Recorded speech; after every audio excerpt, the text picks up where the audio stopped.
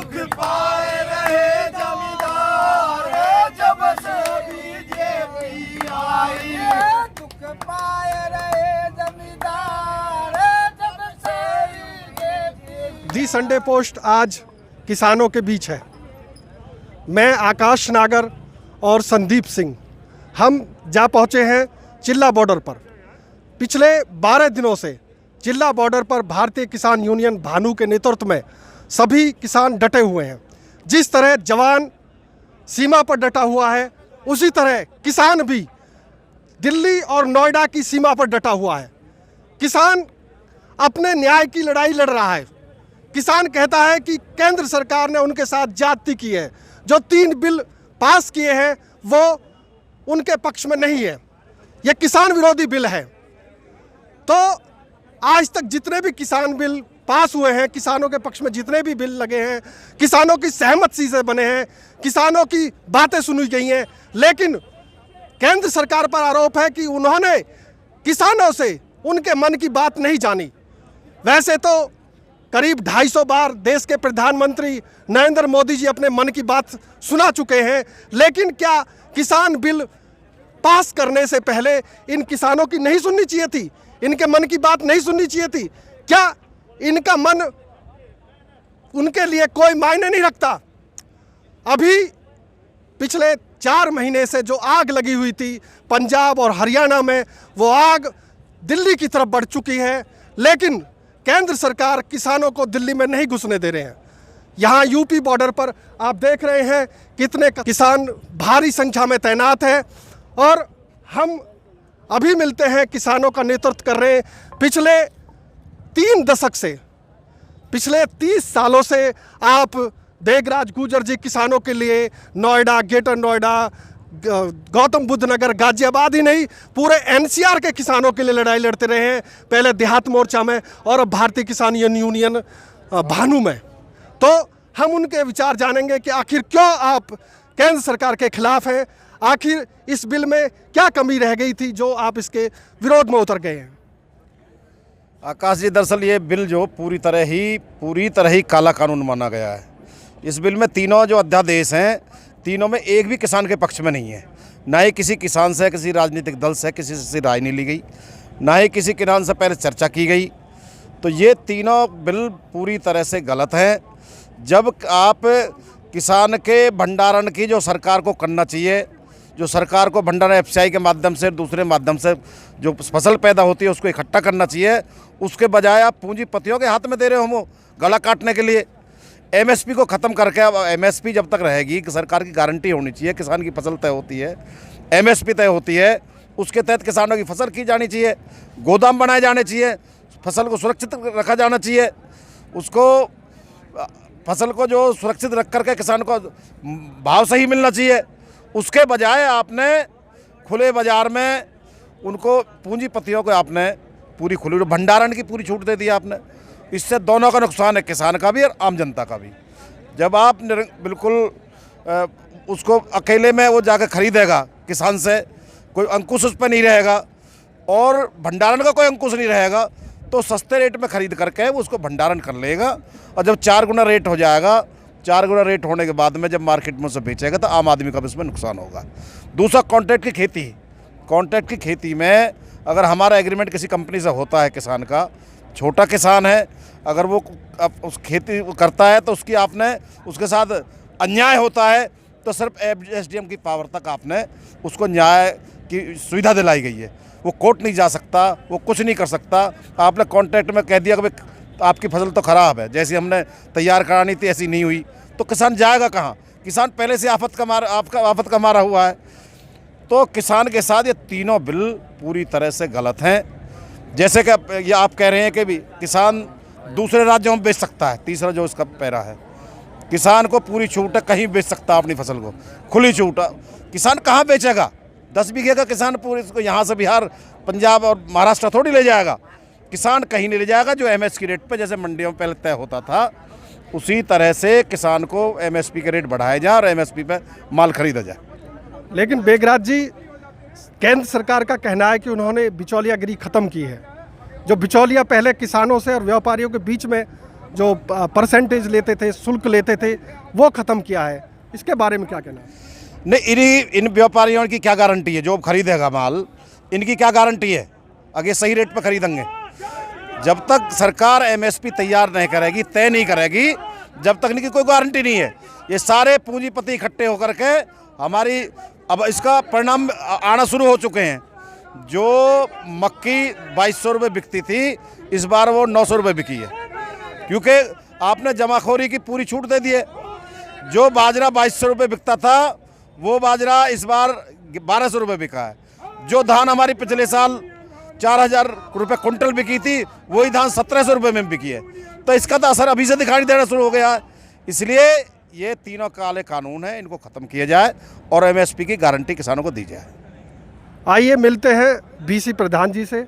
BC प्रधान जी नोएडा, दिल्ली और गाजियाबाद में काफ़ी सक्रिय हैं किसानों के हित में, और ये बताएंगे कि आखिर किसानों के जो बिल जो पास हुए हैं वो किसान विरोधी कैसे हैं। जी बताइए। ये तो सीधा सीधा ही नज़र आ रहा है आकाश जी इसमें कि ये जो एमएसपी की जो इन्होंने बात रखी है कि एमएसपी का इन्होंने कोई हमें प्रावधान नहीं दिया कि भाई जो जैसे चल रहा है वैसे चलता रहे।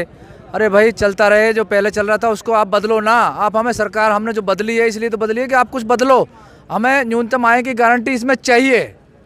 तो ये इन्होंने हमसे जो बिगर पूछे बिल लेकर आए हैं, सबसे बड़ा विरोध हमें इस चीज़ का है कि किसानों से पूछते नहीं हैं और किसानों के लिए बिल थोप देते हैं। भाई ऐसा क्यों? ये जो भंडारण की जो अभी नेताजी ने बताया, हमारे बेगराज जी ने, उन्होंने जो भंडारण की बताया, अब आप कुछ समझ सकते हैं कि भंडारण होगा तो भंडारण छोटा किसान या बड़ा किसान, मैं कह रहा हूँ कि कोई भंडारण नहीं करता भंडारण, क्योंकि उसको तो ज़रूरत हमेशा रहती है।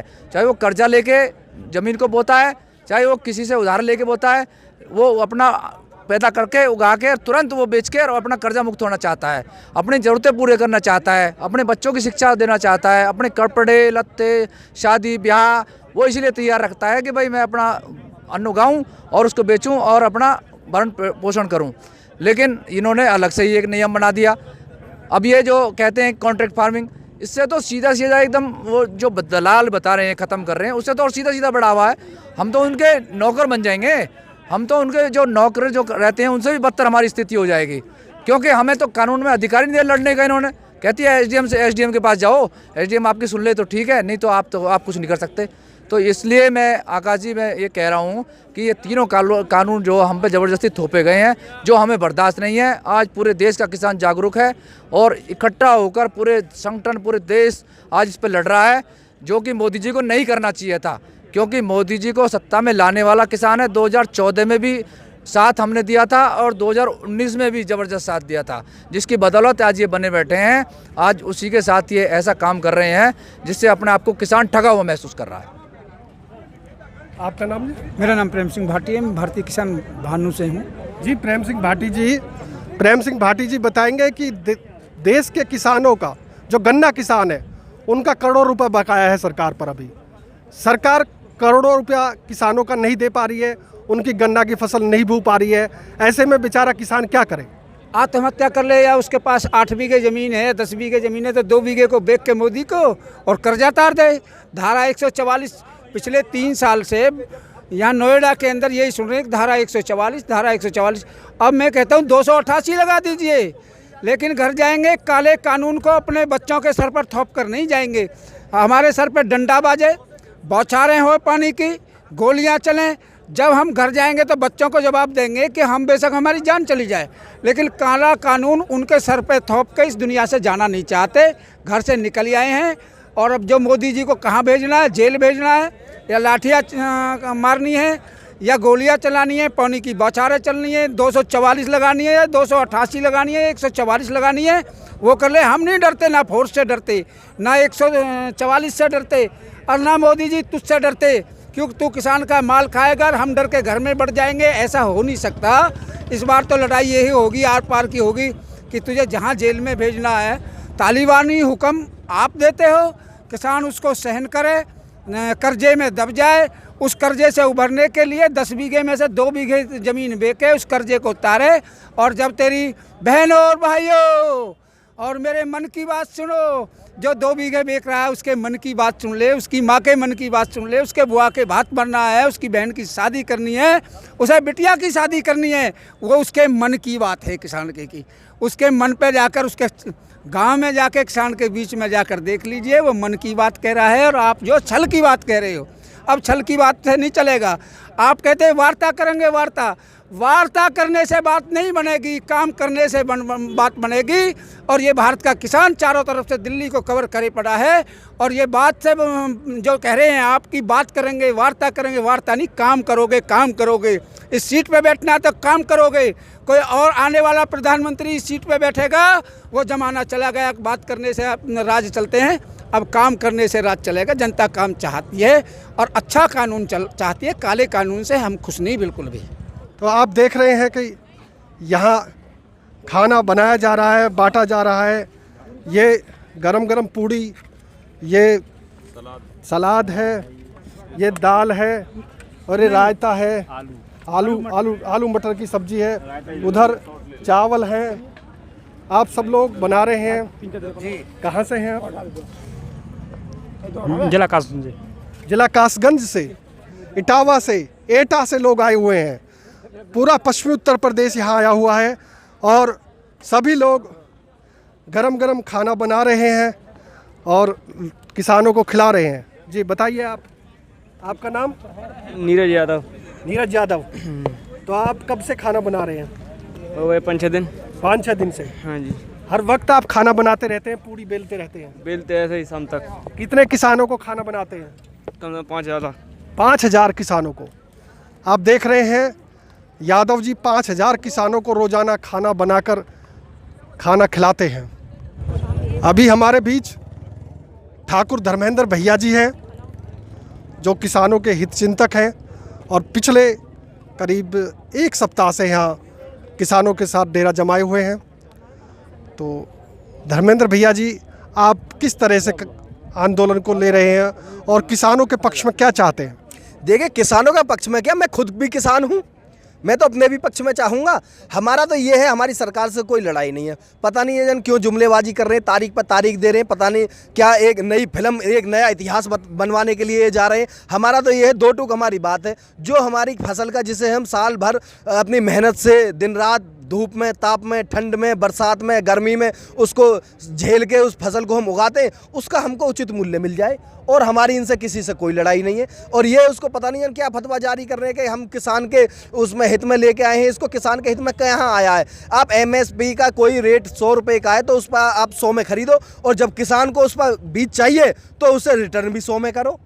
आप चाहे कि उसका कुछ भी मैन्युफैक्चरिंग करके किसी को कितने में भी दो, लेकिन किसान को तो मत मारो। आपने अपने डीजल पेट्रोल को तो घटाया नहीं है, आपने अपने रासायनिक जो आपकी खाद है, दवा है, उनको तो घटाया नहीं है, उनको तो दिन प्रतिदिन बढ़ाई जा रहे हो और आप किसान को लूटना चाहते हो। किसान तो देश को जितना कम से कम में उसका राशन जाए और सब लोगों तक पहुँचाना चाहता है, लेकिन हमारी देश की सरकार अडानी और अंबानी के लिए काम कर रही है। अभी कुछ सूत्रों के द्वारा पता पड़ा था, नरेंद्र सिंह तोमर कृषि मंत्री जी ने कहा था कि मैं किसानों को तो झेल लूँगा, लेकिन अडानी अंबानी को क्या जवाब दूंगा? उनका ऐसा पैसा लगाए तो अरे अडानी अंबानी से फिर खेती करवाओ। हमारी फसल को क्यों लेके जाते हो आप? हमारी फसल को बेभाव क्यों खरीदते हो? अडानी अंबानी से ही कराओ सारे काम। भैया, हम तो मर जाएंगे, मिट जाएंगे, क्योंकि यहाँ रहेंगे तो भी हम तो वही सोच के आए हैं। और जब हमारी फसल का हमको उचित मूल्य नहीं मिलेगा, साल भर हम उसमें लगे रहते, तो हम वैसे मर जाएंगे, कर्ज से डूब के मर जाएंगे। तो हमको तो एक दिन मरना है। और हम जब तक हमारा यूँ निर्णय नहीं हो जाता, सरकार हमारी मांगों को नहीं मान लेती है, हमारे जो फसल है उसका उचित मूल्य हमको नहीं देती है, तब तक हम ऐसे ही रुके रहेंगे। हमको बदनाम और करवा रखा है जी, बॉर्डर जाम करवा रखा है। हमने बॉर्डर कहाँ जाम करवा रखा है? हमने तो जिन लोगों को वोट दी थी उन लोगों से हम जवाब लेने के लिए जा रहे थे कि हमने क्या आपको इसीलिए प्रधानमंत्री बनाया, आपकी इसीलिए सरकार बनवाई है कि आज आप हमको कुएं में डालोगे, हमारे गले को दबाओगे, हमारी फसल का रेट आप तय करोगे? वो क्या फसल उगाते हैं? फसल तो किसान उगाता है। जैसे एक माँ जानती है अपने बच्चे को कि वो किस टाइम भूख लगेगी, उसको किस टाइम पेशाब जाएगा, किस टाइम टट्टी जाएगा, उसी तरीके से किसान जानता है कि उसकी फसल में, खरीफ में, खरीफ में कितनी लागत आई है, गेहूं में कितनी लागत आती है, गन्ने में कितनी लागत आती है, और रेट तय करेंगे ये अंगूठा टेक नेता। क्या हम इनसे कम पढ़े लिखे हैं? अरे किसान के बेटे जरूर हैं, लेकिन पढ़े लिखे हैं, मेहनत भी करते हैं, अपनी पढ़ाई भी करते हैं और भी कामों को देखते हैं। हम इन नेताओं की तरह नहीं है। अब के तो चलो ये ले गए, अब देश की जनता इतनी जागरूक होती जा रही है, आज के बाद कोई भी नेता हमारे समाज में दारू बांटकर या मिठाई बांटकर वोट लेने आएगा, वो इस तरीके से हमको खरीदेगा, उसका खुला बहिष्कार करेंगे। हम वोट उसको डालेंगे जो हमारा किसान भाई होगा, जो दारू नहीं बांटेगा, जो कोई मिठाई नहीं बांटेगा, क्योंकि आज तो वो हमको खरीद लेते हैं और कल हमको बेच देते हैं। हम निर्विरोध चुनाव कराएंगे, अपने किसान भाइयों को जिताएंगे और आगे देश में सरकार होगी तो किसानों की सरकार होगी। जय जवान जय किसान। किसानों की क्या मांग है, आप क्या चाहते हैं सरकार से? भैया हमारी तो एक ही मांग है कि जो 3 कानून लेके आए कृषि मंत्री, जब यूं ही ना बता पा रहे हैं कि यादे फायदा कहा है, तो फिर हमें नुकसान कहा बता में। हमें तो यूँ पता है कि जब तक यूँ कानून आयो वहाँ के बाद में ना तो हमारो बाजरो बिकरो, ना मक्का बिक्री, ना धान बिक्री। तो भैया हमारे ये कानून सबे ख़त्म करो और हमारे लिए ऐसा कानून बनाओ कि जो ये दलाल हैं, अगर ये उस MSP जो बोले हैं, जो भी रेट तय करे सरकार, वादे नीचे जो भी खरीदेगा वो 10 साल जेल की सज़ा और जितने वहाँ पे दंड, जितने वहाँ ने कमाया उससे ज़्यादा अदालत वहाँ दंड दे। एक दूसरा जो कानून ये कह रहे हैं कि तुम केस न लड़ सको, कोर्ट में ना जाओगे, इस कानून में जो बनाया उन्होंने, क्यों ना जाएंगे? जब हमारा अधिकार है तो हम कोर्ट जाएं। ऐसे कानून ख़त्म करे जाएं और ऐसे कानून किसान के लिए बनाए जाएं कि जिससे किसान को फायदा हो। अब हम तो गड्ढे में डाल दिए बिल्कुल। आज हमने अभी धान की फसल बेची है, लागत भी ना लिख रही। भाई साहब तुम्हें कहा बता में, इतने महंगे इनके तेल हैं, इतनी महंगी दवाई हैं, इतने महंगे इनके जो उन्हें मारे कीड़ा पीड़ा मारने की दवाई हैं। तो हमारा कहने का मतलब यूँ है कि जब तुम्हारी दवाई खूब महंगी बेचो तो महंगी हमारी फसल भी तो खरीदोगे। फसल खरीदेंगे जो उद्योगपति सस्ते में। तो हमारा मानना है कि हम ये मांग है, हम किसान हैं, प्योर ठेठ किसान हैं, कानून ख़त्म करो और नया कानून बनाओ ऐसा ज़्यादा किसान को हित हो, अनहित ना हो। अभी आपने किसानों के मन की बात सुनी। किसान जब अपनी फसल तैयार करके मंडी में बेचने ले जाता है तो वो अपनी फसल का वाजिब दाम नहीं लगाता है, उसकी फसल के दाम व्यापारी लगाते हैं, जबकि व्यापारी का कोई भी माल बगैर उसकी सहमति के बिक नहीं सकता। व्यापारी जो अपने माल का रेट तय करेगा, लोग उसी रेट से उसको खरीदते हैं। लेकिन यहाँ इस देश में आज तक यह होता आया है कि जो किसानों की फसल तैयार होती है, उस किसानों की फसल के रेट किसान खुद नहीं तय कर सकता, उसके लिए भी बिचौलियों की ज़रूरत होती है। और उन बिचौलियों के बीच हम किसानों से बात कर रहे हैं कि किस बिचौलिया आखिर सरकार हटा रही है, दावा कर रही है कि हम बिचौलिया हटा रहे हैं, लेकिन जो किसान हैं वो कह रहे हैं कि नहीं, सरकार हमारे लिए, हमारे हित में कोई काम नहीं कर रही है। आपका नाम? अजब सिंह कसाना, राष्ट्रीय उपाध्यक्ष भारतीय किसान भानु। अजब सिंह कसाना जी, आप बताइए कि सरकार आपके खिलाफ क्या एक्शन ले रही है जो आप धरना प्रदर्शन और आंदोलन करने को मजबूर हुए? सरकार ने हमारे हित में किया ही क्या है? 72 साल से सब पूरा देश आज़ाद होगा, किसान आज़ाद नहीं हुआ अभी तक। किसान आत्महत्या कर रहा है, अभी तक किसान, उनको ये पता नहीं है किसान किस तरीक़े से क्या लागत लगाता है, क्या उसमें बचत होती है। अपने बैठ के अपने घर पर जो है क्या करते हैं वो अपने आप ही कोई नियम लागू कर देते। किसान को अपने साथ नहीं बैठाया उन्होंने, ना किसान की बात पूछी तुम्हारी कितनी लागत आती है फसल में, कितनी तुम्हें बेचना चाहिए तुम लोगों को। ऐसा कुछ नहीं कर रहे, हमारे हित में कुछ नहीं कर रहे हैं वे। और ये 3 अध्यादेश लाए, काला कानून जो है ये व्यापारी के लिए फायदे के लिए करा, हमारे लिए कुछ नहीं फायदा करा उन्होंने। तो अभी आपने सुना कसाना जी जो कह रहे हैं, वो भी उनके मन की पीड़ा है कि जो किसान अपना पैसा लगाकर जुताई में, पानी में और खाद में, बुआई में, रखवाई में, तो उस पैसे की कीमत तक उसको नहीं मिलती है। आखिर किसानों को क्यों तो दोयम दर्जे का व्यक्ति बना लिया गया है, जबकि इस देश में किसान और जवान 2 महत्वपूर्ण कड़ी है, जिससे कहा जाता है कि किसान खेत में तो जवान देश की सीमा पर। ये लोग रायता ले जा रहे हैं। रायता जो खाने के काम आता है, फैलाने के लिए नहीं। एक सरकार है जो रायता फैलाने में लगी है, दूसरे किसान हैं जो रायता पिलाने का काम कर रहे हैं। तो आप ये रायता कहाँ से लाते हैं, कैसे बनाते हैं? ये छाछ से बनता है, दूध से। दूध चुआया जाता है भैंस कहाँ का डेयरी डेयरी से नहीं, ना नहीं, घर से है। घर से आ रहा है? हाँ घर से, किसान से। हाँ किसान का है ये भैंस का। कौन से गांव के किसान हैं? ये जिला कासगंज से। कासगंज से। हाँ ये कासगंज से दूध आ रहा है और उससे मट्ठा बन रहा है और फिर उसके बाद रायता बन रहा है, जो ये किसान पिएंगे, खाएंगे और यहीं रहेंगे, डटे रहेंगे। आप देख रहे हैं कि किसान सरकार, इन्होंने अपनी गाड़ी पर नेम प्लेट लगा दी है और अपनी सरकार इनकी खुद अलग बना ली गई है और देश में जो अब हो रहा है उसके तहत क्या इन किसानों की राय है? देखिए जी, जो भी देश में हो रहा है वो बहुत गलत हो रहा है। किसानों का बहुत शोषण हो रहा है, मजदूर का शोषण हो रहा है, यहाँ तक कि हर व्यक्ति का शोषण हो रहा है। तो इसलिए हम लोग अपना संगठन बना के लोगों को न्याय दिलाने का काम कर रहे हैं जी। कौन सा संगठन है आपका? भारतीय किसान यूनियन भानु जी। तो ये किसान सरकार का आइडिया कहाँ से आया आपको? जी देखिएगा, सरकार तो ज़माने में हर किसी की है। आबादी यहाँ पे 80% किसानों की है जी, 20% उद्योगपति और बाकी सारे लोग हैं। 80% किसान है तो किसानों की तो सरकार हुई जी। तो इसलिए हमने अपनी गाड़ी पे किसान सरकार लिख रखा है जी। जी ठीक है। कहाँ से आए हम? जी, हम एटा कासगंज से आए हुए हैं एटा कासगंज। जी। क्या नाम है? करण यादव।